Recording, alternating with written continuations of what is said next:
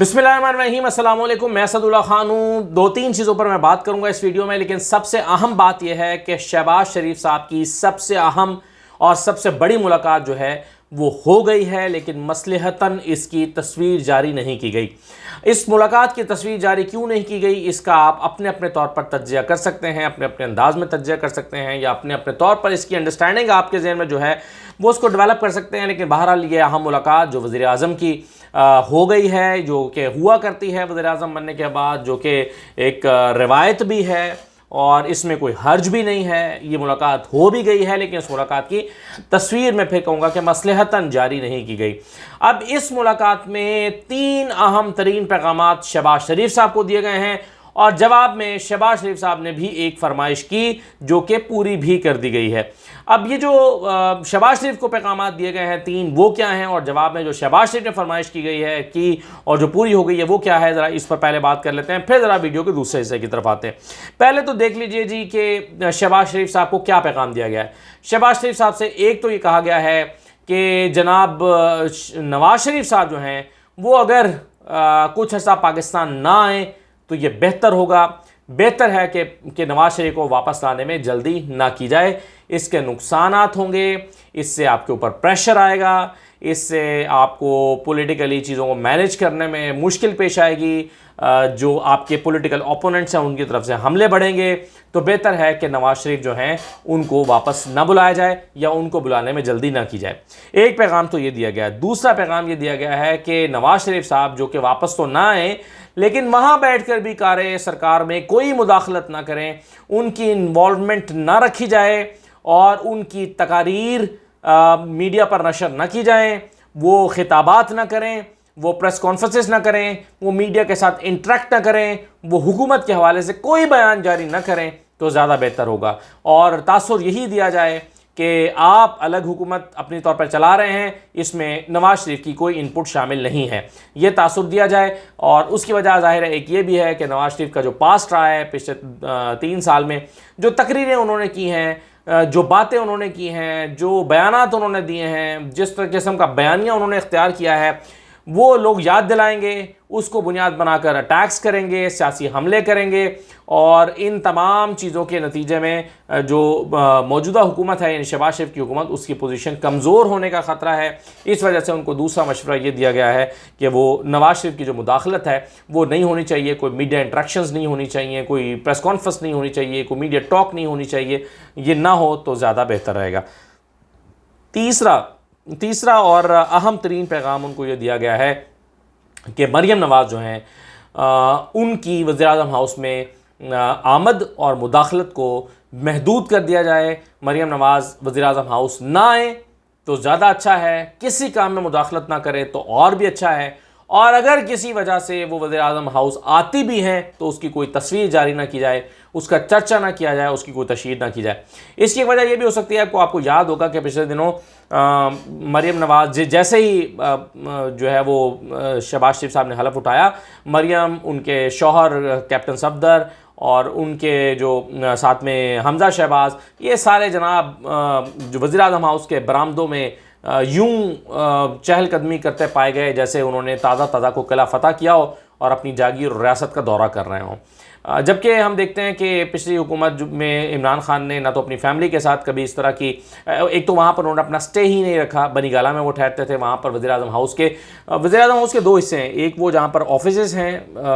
जहाँ पर वज़ीर-ए-आज़म आते थे, दफ्तर में बैठते थे, कैबिनेट मीटिंग करते थे, मुलाकातें करते थे, दफ्तरी उमूर निपटाते थे, और दूसरा हिस्सा वो है जो रिहाइश गाह वाला हिस्सा है, जहाँ पर आमतौर पर लोग नहीं जाते, वहाँ वज़ीर-ए-आज़म का अहल खाना रहते हैं। तो वो वाला हिस्सा तकरीबन खाली पड़ा रहा इमरान खान के दौर में, और वहाँ पर उनकी फैमिली नहीं थी और ना इस तरह की हमने कोई चीज़ें देखी। लेकिन जैसे ही यहाँ पर शहबाज शरीफ साहब ने हलफ उठाया तो हमने देखा कि यूं वज़ीर-ए-आज़म हाउस वाले हिस्से में जैसे कोई गरीब का बच्चा किसी अच्छी बिल्डिंग में नहीं पहुँच जाता, इस तरह तस्वीरें जो है वो तशहीर की जा रही थी, जिसका ज़ाहिर है सोशल मीडिया के ऊपर बड़ा बैकलैश आया, बड़ी तनकीद हुई और कहा गया, मतलब मुख्तलिफ तरह से कहा गया, मैं उसको दोहराना नहीं चाहता, लेकिन उस पर बड़े बड़े मुख्तलिफ तरह के फ़िक्रे कसे गए। तो मशवरा दिया गया है कि मरीम नवाज़ भी अगर यहाँ पर ना आएँ तो आपके लिए چیزوں کو مینیج کرنا آسان رہے گا، ورنہ ان کے اوپر چونکہ ان کے پولیٹیکل اوپوننٹس بہت زیادہ ہیں اور ان کو تنقید کا نشانہ بنایا جائے گا تو آپ کی جو پوزیشن ہے وہ بھی کمپرومائز ہوگی۔ تو یہ 3 مشورے ان کو دیے گئے، اور چوتھا مشورہ یہ بھی دیا گیا کہ آپ اپنی جو کیبنٹ ہے وہ جلد از جلد بنائیں اور اپنا جو نظام ہے وہ چلائیں۔ تو شہباز شریف صاحب نے جواب میں مدد طلب کی اور کہا کہ جناب ہم سے زرداری صاحب مان نہیں رہے۔ اب یہ تمام لوگ جو ہیں انہوں نے مطلب شہباز شریف نے تو شکایتوں کا دفتر کھول لیا، انہوں نے کہا کہ جی اب یہ سارے لوگ جو ہیں وہ تنگ کر رہے ہیں، زرداری صاحب نہیں مان رہے، وہ یہ کہہ رہے ہیں، فرمائشیں کر رہے ہیں، ادھر سے مولانا فضل الرحمان نے اپنا راگلا اپنا شروع کر دیا ہے، ایم کیو ایم بھی نہیں مان رہی، تو برائے مہربانی کریں ذرا ان کو تھوڑا سا سمجھائیں بجھائیں اور ان کو ذرا اس پیج پر لے کر آئیں اور حکومت کے میں کا حصہ بننے کے لیے تیار کریں۔ تو اس جو فرمائش ہے شہباز شریف صاحب کی یہ پوری ہوتی نظر بھی آ رہی ہے، کیونکہ اس میں آپ یہ دیکھیے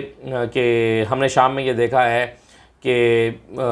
زرداری صاحب نے آمادگی ظاہر کر دی، مولانا فضل الرحمان صاحب نے بھی اچانک آمادگی ظاہر کر دی، جو صبح تک کہہ رہے تھے یا کل شام تک کہہ رہے تھے کہ جی ہم کی حکومت میں نہیں آنا چاہیے، آج جو ہے وہ زرداری صاحب بھی مان گئے، مولانا فضل الرحمان بھی 4 وزارتوں پر راضی ہو گئے ہیں، 2-3 آئینی عہدے بھی ان کو مل جائیں گے، زرداری صاحب بھی جو ہیں وہ مان گئے ہیں، اور اس کے ساتھ ساتھ جو ہے وہ ایم کیو ایم بھی رضامند ہوتی ہوئی نظر آ رہی ہے۔ لیکن ایک چیز آپ اس میں دیکھیں کہ کل میں نے آپ کو خبر دی تھی کہ جو ڈیڈ لاک ہے دونوں کے درمیان، شہباز شریف اور آصف زرداری کے درمیان، وہ یہ ہے کہ شہباز شریف چاہتے ہیں کہ کابینہ کو مختصر رکھا جائے، لیکن آصف زرداری چاہتے ہیں کہ کابینہ لمبی ہو، یعنی اس میں پورے تمام لوگ اتحادی، چاہے وہ ایک ہی سیٹ رکھنے والا اتحادی کیوں نہیں ہے، اس کو بھی وزارت دی جائے اور کھلا کے کھیلیں، پریشان نہ ہوں، یہ جو لوگ باتیں کرتے ہیں ان سے گھبرائیں نہ، اپنا کھیل خود کھیلیں، جو کہ زرداری صاحب کا ایک اپنا سٹائل ہے سیاست کرنے کا۔ تو اس پر جو ہے وہ انہوں نے زرداری صاحب جو ہے وہ کی فرمائش پر آج مطلب زرداری صاحب مان تو گئے ہیں، لیکن بہرحال اس کے لیے شہباز شریف کو سرنڈر کرنا پڑا ہے، کیونکہ شہباز شریف پہلے مان نہیں رہے تھے اتنی لمبی چوڑی کیبنٹ رکھنے پہ، لیکن اب شہباز شریف مان گئے ہیں اور وہ کہتے ہیں ٹھیک ہے کیبنٹ کا سائز ہم بڑا کر لیتے ہیں، لیکن آپ پلیز ہر صورت شامل ہوں۔ تو یوں یہ بیچ بچاؤ کرا کے اور ایک معاملہ جو ہے وہ انجام کو پہنچا ہے، اور آپ دیکھتے ہیں کہ کیبنٹ جو ہے وہ بننے کے قریب آ گئی۔ آخری بات جو میں کرنا چاہتا ہوں وہ ہے یہ جو بڑی مضحکہ خیز سی چیز میں اس کو کہوں گا، کیونکہ ایک ٹویٹر ٹرینڈ بنا ہوا ہے جو عوام نے بنایا، امپورٹڈ حکومت نامنظور کا یہ ٹرینڈ تھا۔ اچھا کئی دن سے دیکھ رہے ہیں کہ جیسے ہی آپ ہیش ٹیگ لکھتے ہیں اور امپورٹڈ کا الف اور میم لکھتے ہیں تو نیچے بہت ساری سجیشنز آ جاتی ہیں، جیسے کہ ٹویٹر پہ آیا کرتی ہیں۔ اب اس میں آپ کسی ایک پہ کلک کرتے ہیں تو پتہ چلتا ہے کہ وہ تو غلط ہیش ٹیگ ہے، اس میں یا تو حکومت کی جگہ حکومت لکھا ہوتا ہے، یعنی ٹے کی جگہ ٹے ہوتا ہے، یا امپورٹڈ میں واؤ مسنگ ہوتا ہے، یا حکومت کی جگہ گورنمنٹ لکھا ہوتا ہے، امپورٹڈ گورنمنٹ۔ مجھے بھی جب یہ ٹیگ استعمال کرنا پڑے تو مجھ سے بھی 2-3 مرتبہ یہ غلطی ہوئی۔ اچھا اب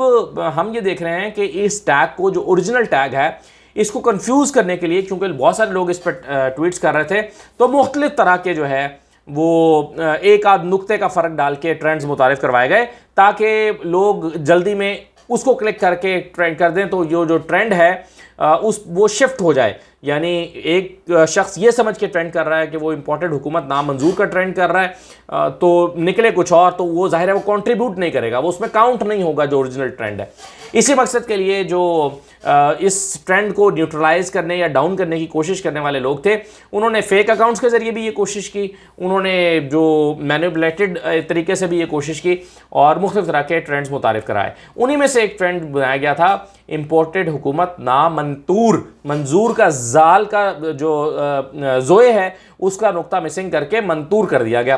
اب اس کا جناب پورا انالیسس کیا ہے مریم اورنگزیب صاحبہ نے، اور انالیسس کر کے بتایا ہے کہ یہ جو امپورٹڈ حکومت نامنظور ہے یہ تو جعلی اکاؤنٹ چل رہا ہے جی اتنے دن سے۔ انہوں نے خود بھی غور نہیں کیا کہ یہ وہ جو انالیسس کر رہی ہیں وہ جعلی ٹرینڈ کا کر رہی ہیں، اصل ٹرینڈ جو بنا ہوا ہے جو امپورٹڈ حکومت نامنظور اس کا نہیں کر رہی، اور اس پر انہوں نے پورے جناب نقشے بنا دیے۔ مریم نواز صاحبہ نے بھی اس کو ری ٹویٹ کیا اور کہا کہ یہ جعلی وزیر اعظم تھا اور جعلی ٹرینڈ انہوں نے بنایا اور جعلی اکاؤنٹ سے بنایا گیا۔